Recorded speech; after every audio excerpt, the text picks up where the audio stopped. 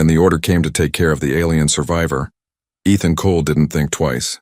He was a medic, stationed on the quiet colony of New Terra 4, where the most serious injuries were usually mining cuts or oxygen burns. But this time it was different. The command report said, one living alien female found near the crash site. Breathing unstable, needs human medical support. Ethan had never seen an alien before. He had heard stories about wars, peace talks, and strange new races among the stars. But seeing one with his own eyes was something else. When he stepped into the sterile medical bay and looked at the figure lying on the cot, his breath caught in his throat. She didn't look like any human. Her skin shimmered faintly like silver moonlight. Her hair, if it could be called that, was a thin, glowing veil of soft strands that floated when she breathed. Her eyes, half open in exhaustion, were gold. Real liquid gold that reflected light like water. But the strangest thing was how fragile she looked.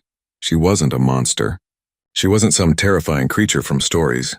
She looked lost. Her name, according to the tag they found on her suit, was Lyra Valora. Ethan read her file twice that night, sitting beside her cot.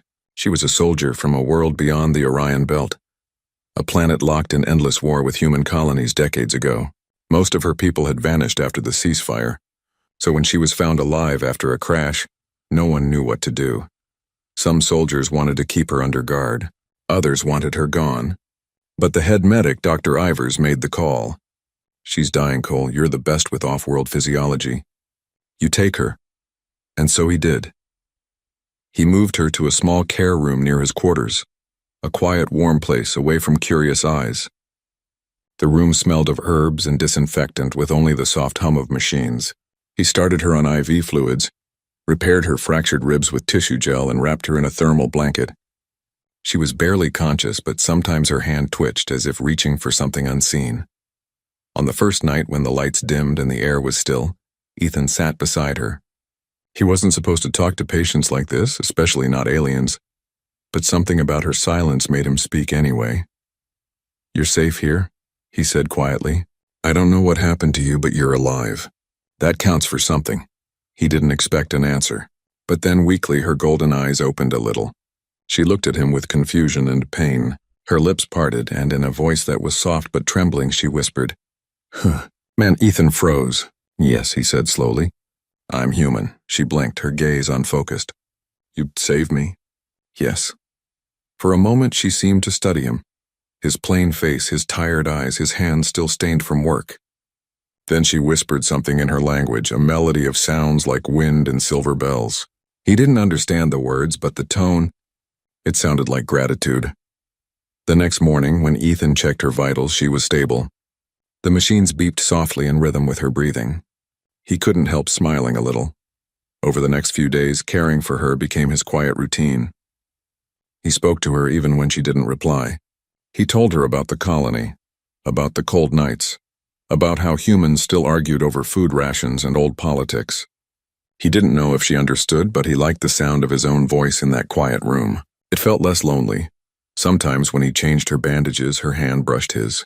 Her skin was cool, almost like water running under light. It sent a strange calm through him. She began to open her eyes more often, watching him silently. She didn't talk much, but there was something in her gaze, something cautious, like she was trying to understand who he really was. One night, as he adjusted her blanket, she whispered again, "Why?" Ethan blinked. "Why what?" "Why, you care?" He smiled softly. "Because someone should," she didn't reply. But her eyes softened, and for the first time since she arrived, she didn't look afraid.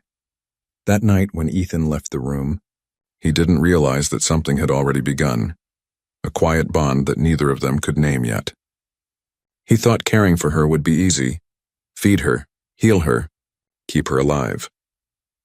But as the stars shone faintly through the small window, he didn't know that this alien woman, lying weak and silent in his care, would one day change everything. He thought he understood about love, fear, and the meaning of being human.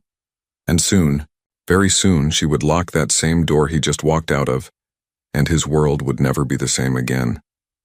The days passed slowly, but with a rhythm that Ethan had never expected.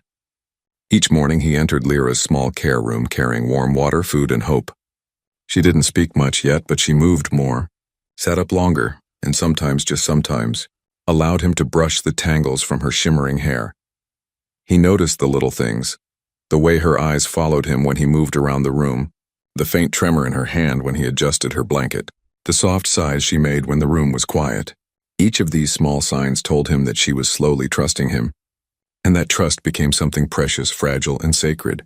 One morning, Ethan brought a simple breakfast, soft bread and a fruit mash that was safe for her alien metabolism. He placed it beside her and sat on the edge of the cot. "You should eat something," he said gently. "You need strength."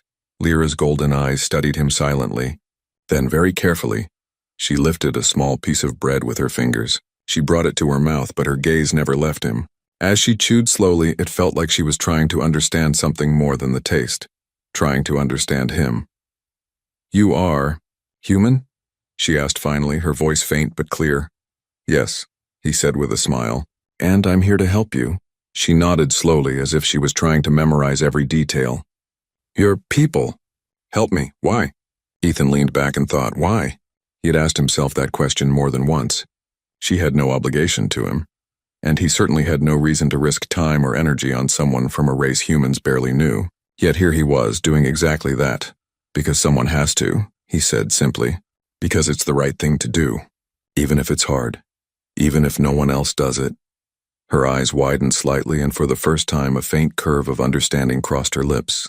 She didn't smile, not yet. But it was the closest thing he had seen. The trust between them grew slowly. Some days she allowed him to touch her arm to help her sit up. Other days she simply watched him, her eyes studying every movement. She asked questions occasionally about the stars, about Earth, about humans, and he answered each one patiently, knowing that words weren't always enough. One afternoon, while Ethan cleaned the floor near her cot, she surprised him. "Do you sleep alone?" she asked, her voice cautious. Ethan paused. "Sometimes," he said. "Why?" Her golden eyes shimmered faintly. "Alone, it is." "Lonely," he smiled softly. "Yes, it is." She seemed to consider that, her head tilted slightly. Then she said nothing more. But the silence felt like a conversation. In that quiet moment, Ethan realized that Lyra was not just healing physically. She was opening herself to something she had forgotten. Human kindness, human patience, human care. Night times were the hardest. She would wake suddenly, trembling, her glowing eyes wide with fear. War memories haunted her dreams. She sometimes shouted in Valoran, words Ethan could not understand, but he would always be there holding her hand, whispering, "You're safe. You're safe." One night she clung to him, her body shivering. "I thought I would die alone," she whispered. Ethan held her closer, feeling the strange softness of her skin under his hands. "Not alone," he said. "Never alone, Lyra. I won't let you be alone." That night she relaxed slightly in his arms, a small sigh of relief escaping her lips. Ethan sat with her until the first rays of light touched the room. He didn't sleep. He didn't need to. He only needed to be there for her. He started noticing other things too, how she flinched at loud noises, how she reacted to sudden movement, how her breathing changed when she thought no one was watching. Each sign was a clue to her fears, her past, and the wall she had built around herself. And yet, for all her caution, there were tiny moments of vulnerability that made him feel closer to her. Sometimes she would reach for a glass of water with a trembling hand, and he would guide her fingers. Sometimes she would brush a strand of hair from her face and look at him like she was asking, silently, for permission to trust. It became clear to Ethan that caring for her was more than a duty. It was an honor. Not because of her alien beauty, or the rarity of the species, but because she was a being who had lost everything, and was slowly learning that someone could care without expecting anything in return. And in those quiet moments, when she looked at him with golden eyes full of curiosity, pain, and hope, he realized something terrifying and beautiful. She was not just healing physically. She was beginning to feel. And Ethan, the human medic who had thought this would be an easy assignment, realized that caring for Lyra would demand more than medicine. It would demand heart. Little did he know, that heart would soon be tested in ways he could never imagine, when the simple routine of care would turn into a night of fear, uncertainty, and a door locked in a way that would change both their lives forever. It was an ordinary evening, or so Ethan thought.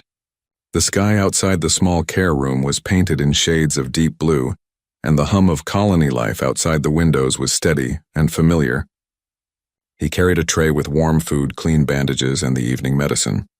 The routine was comforting, simple, predictable, but when he entered the room, something felt different. Lyra stood near the window, her golden eyes wide, glowing faintly under the soft light. Her body was tense, her arms crossed tightly against her chest. She didn't move when he set the tray down. Instead, she slowly turned toward him, a strange intensity in her gaze. "Lyra," Ethan said gently, stepping closer. "Are you okay?" For a moment, she didn't respond. Then quietly, almost like a whisper of wind, she said, "Lock it." Ethan froze. "Lock what?" Without waiting for an answer, she moved swiftly to the door and pressed a small panel. A soft click echoed in the room. The door was locked. Ethan's heart skipped a beat. "Lyra, what are you doing? Why are you locking the door?" She turned to him, her golden eyes filled with fear, something he had never seen before. "They are coming," she said, her voice trembling. "They will kill you. Because of me?" Ethan frowned. "Who will kill me?" "My people," she whispered. Her voice was low, almost broken. "If they find that a human saved me, helped me, it is a shame, dishonor. They will not forgive you."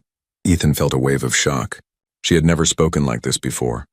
Her words sharp, urgent, full of fear he hadn't seen in the past weeks. He took a step closer, raising his hands in calm. "Lyra, look at me. You're safe here. No one is coming. You're not in danger right now." She shook her head violently. "No, you don't understand. I called them. I wanted to go back to my people. But now I see it is different. I cannot let them hurt you. I cannot." Ethan's mind raced. The bond they had been building, the trust, the fragile friendship, it all came rushing forward. He knew this moment would be difficult, but nothing could have prepared him for the fear he saw in her eyes. "Lyra," he said softly, taking a careful step closer. "You've trusted me so far. I won't let anything happen to either of us. We can figure this out together. But locking the door, hiding won't solve anything." She pressed a trembling hand to her forehead, her other hand still gripping the door panel. I cannot risk it. They would destroy you. They do not understand humans. You are fragile. You are too kind for my world. They would not forgive me for letting you live." Ethan's heart ached. Here was a woman who had seen death, who had fought wars, who had survived impossible odds, and now she was terrified that her own people would punish him for being kind. He knelt down so that his face was level with hers. "Lyra, listen to me. Humans, we choose kindness. We choose to care, even when it is dangerous, even when it costs us. That's what makes us strong, not weak. And I care for you. Not because I have to, not because it's my duty, because I want to." Her eyes glimmered with tears, though she tried to blink them away. She whispered almost to herself, No one ever said that to me. Not even my commander, not even my mother." Ethan reached out slowly and took her hand in his. It was small, soft, and trembling. "Then believe me now," he said. "You don't have to protect me. I will protect you. That's what I do. That's what humans do." For a long moment, she said nothing. She only looked at him, her golden eyes wide and searching, as if trying to memorize every line of his face, every flicker of sincerity in his expression. Then, finally, her shoulders relaxed slightly, but she did not release her grip on the door. Ethan realized that trust was not given lightly. Not for humans, not for aliens. And Lyra, who had survived death countless times, was struggling to believe that someone could care for her without expectation, without fear, without judgment. "Tomorrow," Ethan said softly, "we'll figure out how to face them together. Tonight, just stay here. Just trust me for tonight." She looked at him, trembling but silent, and for the first time since he met her, there was no fighting in her gaze. Only fear and something else, something fragile, human, almost like hope. Ethan sat beside her on the edge of the cot, taking her hand in both of his, and whispered, "You are not alone, Lyra. Not now. Not ever." And for the first time, she let herself lean against him. Outside, the night carried on quietly, unaware of the storm of emotions inside that small room. But inside, two lives had begun to intertwine. bound by fear, trust, and the fragile thread of human compassion. Little did Ethan know, this moment, this locked door, was only the beginning of a journey that would test their hearts, their courage, and the very meaning of humanity itself. The room was quiet after the door had clicked shut. Ethan sat beside Lyra, holding her small, trembling hand in his. For a long time, neither of them spoke. Her golden eyes, so bright and fierce during the day, now seemed soft and fragile, like a wounded bird that had forgotten how to fly. Finally, she whispered, her voice breaking. "Why, do you stay?" Ethan blinked. He hadn't expected the question, though he had asked himself a similar one. Why did he care so much about someone from a world that had once been an enemy? Why did he put himself at risk, caring for a being so alien, so different? "Because," he said softly, "someone has to. Because you matter. That's enough reason for me." She looked down, her shoulders trembling, and for the first time Ethan saw a tear slip from her eye and trail down her silver cheek. "No one ever cared for me like this. Not my commander. Not my family. Not anyone." Her voice was small, almost like a broken note of music. Ethan swallowed hard. He had known she had survived wars, seen death, and carried pain heavier than any human could imagine. But hearing her admit that no one had ever cared, it was like a punch to the heart. "You're alive because someone cared," he said gently. "And you deserve to feel that, Lyra. You deserve kindness. You deserve safety. Even love if it comes." Her golden eyes widened slightly, searching his face. "Love?" She whispered, as if the word was a strange melody she had never heard. "Yes," Ethan said. "Love is not just for humans. It's for anyone who can feel, and I care for you." She looked down again, shaking her head. "I do not understand humans. You give without reason. You care, even when it hurts you. You risk everything for someone you barely know. That is not natural in my world. That is weakness." Ethan smiled softly. "Maybe it isn't natural in your world, but it is natural in mine. It is what makes us strong." She swallowed, her throat moving as she tried to form words. "And why me? Why did you save me?" Ethan took a deep breath, feeling his chest tighten. "Because you were hurt. Because you needed someone. Because I couldn't look away. And because when I saw you, I realized that being human is more than surviving. It's caring, even when it costs everything." Lyra's eyes glimmered with tears again. She looked at him, her expression softening in a way she had never allowed before. "I never thought anyone would care for me." "You're not alone," Ethan said, his voice barely above a whisper. "Not now, not ever. I won't let you be alone." For a long moment the room was silent except for the faint hum of the medical monitors. Lyra's hand twitched in his. Then slowly she rested her head on his shoulder. It was a simple gesture, but it spoke volumes. She was trusting him. She was letting herself feel. She was opening her heart little by little. "I am afraid," she admitted quietly. "Afraid that if I let this warmth stay, I will lose it. Afraid that my people will take it away. Afraid that you will be hurt because of me." Ethan's chest tightened again. He had never been this close to someone who carried so much fear, so much pain, and yet so much potential for love. "I don't care about your people, Lyra. I care about you. And nothing else matters right now." She lifted her head slightly, her eyes locking with his. "You really mean that?" "I do," he said firmly. "Every word." Then she took a trembling breath, a shiver running through her body, and whispered something in her alien language. Ethan didn't understand the words, but he understood the feeling. Gratitude, relief, hope. For the first time, Ethan realized that what he felt for her was more than responsibility. It was care, deep human messy care, and what she felt for him, he could only guess, but the soft glance, the trembling fingers, the quiet closeness all spoke louder than words. "Tomorrow," Ethan said gently, "we'll face whatever comes. Together. You and me. No one can take that from us." Lyra nodded slowly. "Together," she echoed. She rested her head back on his shoulder, this time letting herself relax completely, even if only for a moment. Ethan didn't move. He stayed there, holding her, feeling the strange softness of her alien skin, the warmth of her presence, the fragile trust between them. In that quiet, locked room, two beings from different worlds were learning something profound. Sometimes, The heart is stronger than fear, stronger than war, stronger than any difference between species, and sometimes it is the heart, the human heart, that teaches the alien what it means to be alive and to care. Outside, the night carried a strange hum. Ethan didn't recognize the sound at first. Then he realized the sky above the forest was lit by a soft blue glow and the air vibrated slightly with the approach of a ship. Lyra stiffened beside him, her hand gripping his. Her golden eyes widened, reflecting the alien light. "They are here," she whispered, barely audible. Her voice trembled with fear. They will take you if they find you with me." Ethan looked toward the window, then back at her. "Who are they, Lyra?" "Your people." She nodded, her lips pressed into a thin line.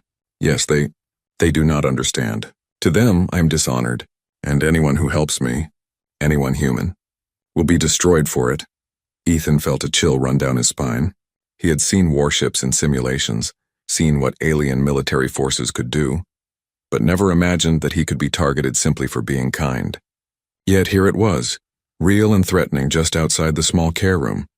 "We can leave," he said quickly, grabbing her other hand. "There's a rover behind the ridge. We can hide." "We can—" "No," she interrupted sharply, shaking her head.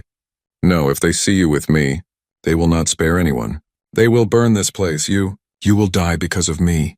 Her words hit him like a blow. She had survived battles, storms, and ship crashes, but now she feared for him. The human in him wanted to argue, to insist, to fight alongside her, but the truth was clear.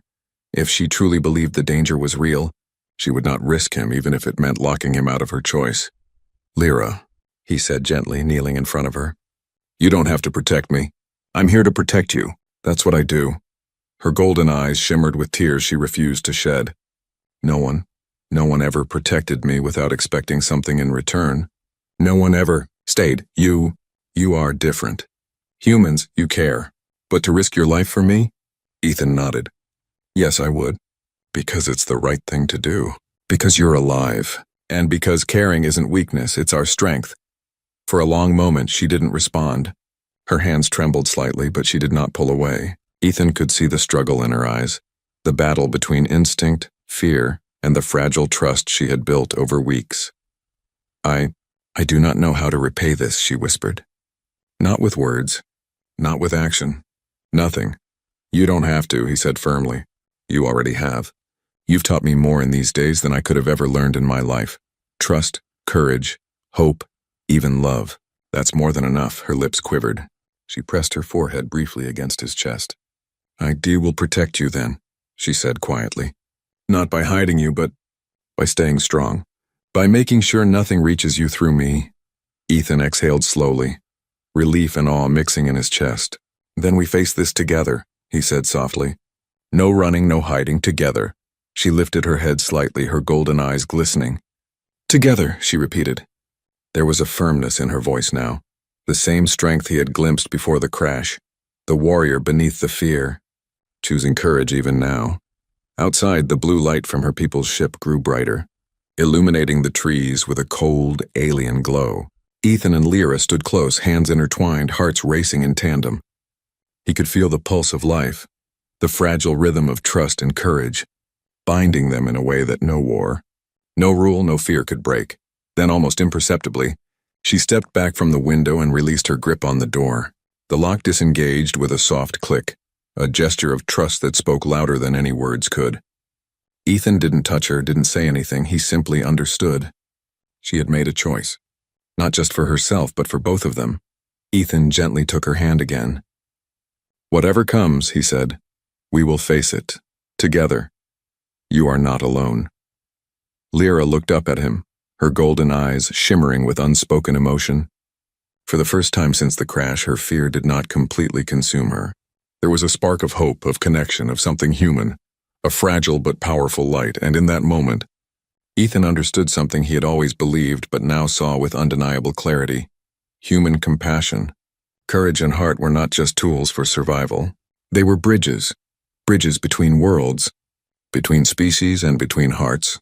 And tonight, that bridge was strong enough to hold both of them, even as the alien ship hovered in the distance, waiting for what they could not yet see. The dawn was soft, pale pink spilling across the colony rooftops, but inside the small care room the light felt heavy, Lyra stood by the window, her hands pressed against the glass. Her golden eyes, usually full of curiosity or caution, were now clouded with a mix of fear and sadness. Ethan stood behind her, unsure how to begin, knowing the moment they both dreaded had come. "The ship," he said quietly. "Your people, they are waiting." She nodded, but didn't turn to face him. The silence stretched, broken only by the faint hum of machines and the distant sound of the colony waking. Ethan wanted to reach out, to hold her, to tell her everything would be fine, but he also knew that this goodbye might not be a simple one. "Lyra," he said softly, "whatever happens out there, know that you've changed me. You've made me see what really matters." Her head tilted slightly, a fragile movement. "I never thought I would feel this warmth," she whispered. "Not after everything I've seen. Not after all the death and loss. You gave me something I never thought possible." Ethan swallowed, feeling his throat tighten. "You deserve it," he said firmly. "Not because you're alien, not because of your beauty or your skills, but because you are alive. You have a right to be cared for, to feel safe, to be loved. And I cared for you, Lyra, not because it was easy, not because I had to, but because I wanted to." Her golden eyes met his, shimmering with tears she refused to let fall. "White humans?" she asked softly. "Why do you care so much for a stranger?" Ethan took a slow breath. "Because it is who we are. Because we understand fear, pain, and loneliness. And when we see someone suffering, we don't look away. We help, we risk, we care. That's what makes humans human." Lyra's lips quivered. She stepped closer, trembling slightly, and for the first time since her arrival, she let herself show vulnerability. I never expected this. Not from anyone. Not from you. I thought I would always be alone." "You are not alone," Ethan said softly, moving closer to take her hand. She didn't pull away. "And you won't be. Even if we are apart, even if your people force distance. I will remember you, and I will hope that one day you will remember me too." For a long moment, the room was filled with the quiet understanding of two beings from different worlds, one human, one alien, both bound by fragile trust, courage, and care. Ethan could feel the rhythm of her heartbeat beneath his hand, slow but steady, a signal that she had survived much, and that she could survive this goodbye too. Lyra stepped back and looked out the window again, her fingers brushing the glass. "I do not know if I can stay. If they see me here, if they discover you," her voice broke, "I cannot let them hurt you. You risked so much already." Ethan shook his head gently. "I don't care about them, Lyra. I care about you. And if you go, I want you to go safely. I will not risk you staying longer than you should." Her lips trembled and her golden eyes searched his for a long time, as if trying to memorize every detail. Finally, she nodded. I will go, but..." She paused, her voice barely audible. "I will come back. When I can. When it is safe. I promise." Ethan's heart ached. He wanted to argue, to say no. "Don't go." But he understood.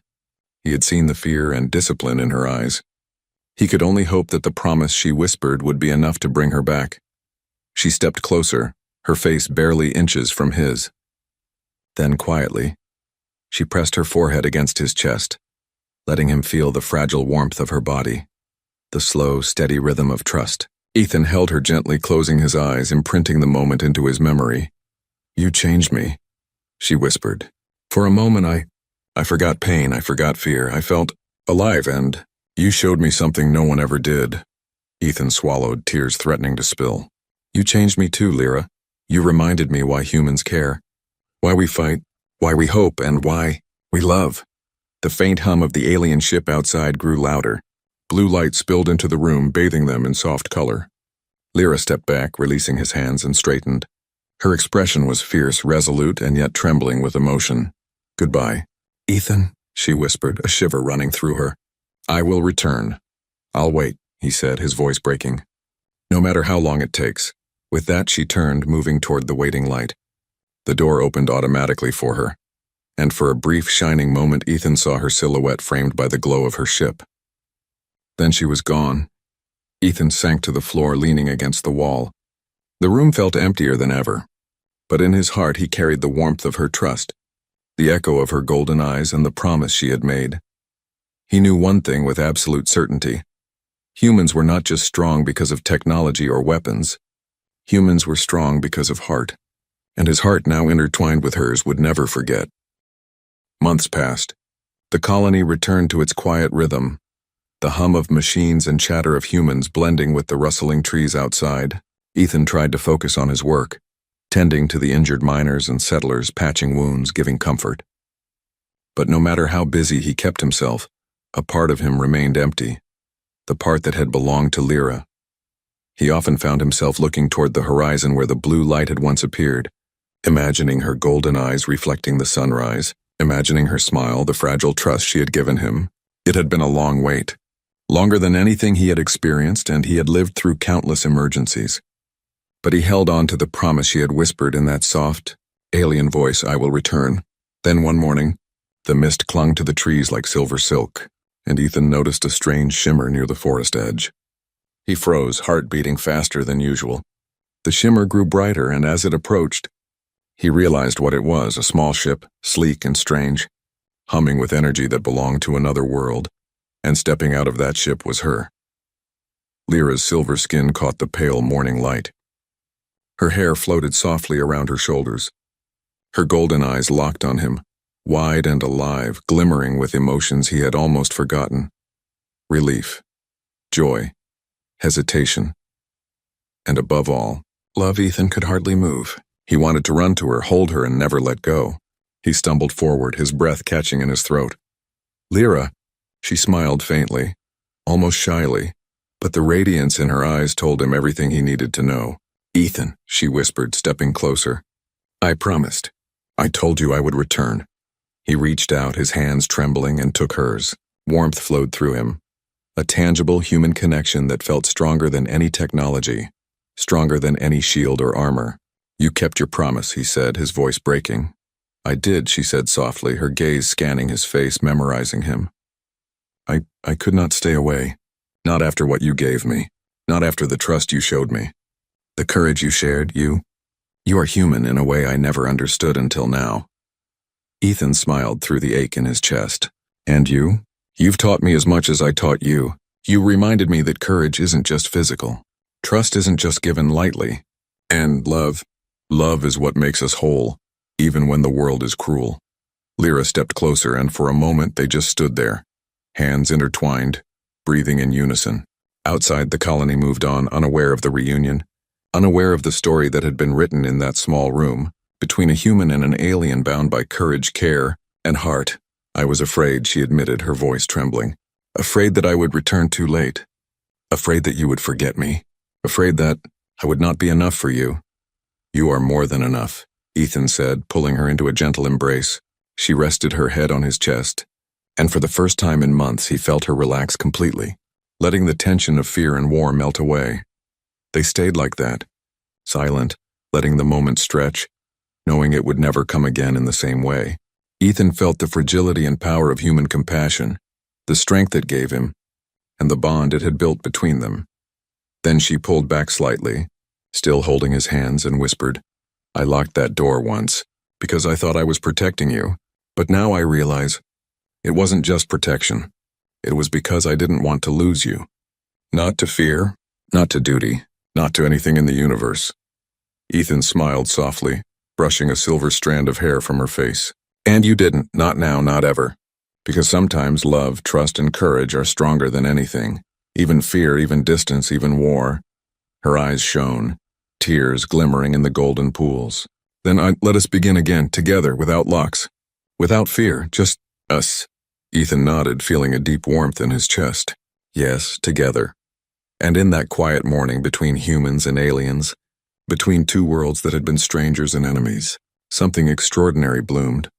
A bond forged not by technology, not by power but by heart, by compassion, by the simple but infinite courage of a human who chose to care. Ethan held her close, feeling her pulse against his, the warmth of life mingling between them, and for the first time, he realized that this fragile, precious, emotional connection was the truest strength a human could ever offer. Because sometimes, being human wasn't about weapons, science, or war. It was about choosing to care, risking everything for another, and letting the heart lead the way across worlds. And in that moment, they both knew. No door, no fear, no galaxy could ever separate them again.